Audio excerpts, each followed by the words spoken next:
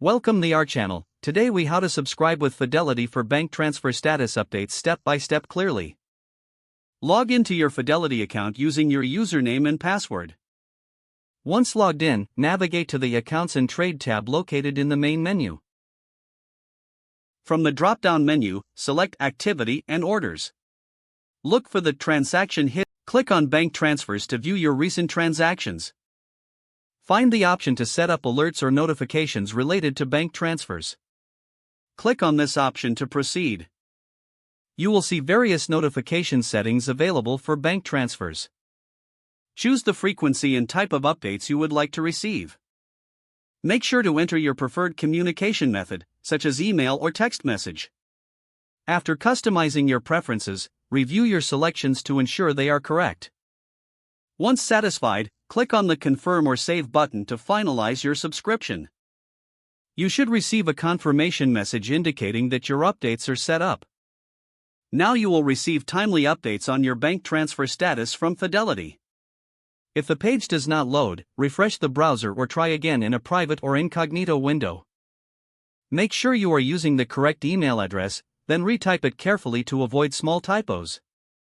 If your password is not accepted, use the reset option and create a new strong password you can remember. Check your spam folder for verification or security emails, then complete any requested confirmation steps.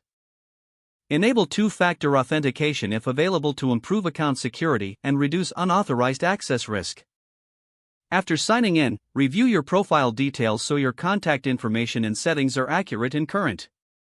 If you see an error message, note it down and try again after restarting your device and internet connection. Log out when you finish, especially on shared devices, to keep your account and payment information secure. If the page does not load, refresh the browser or try again in a private or incognito window.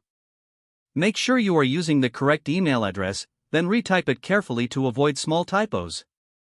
If your password is not accepted, use the reset option and create a new strong password you can remember.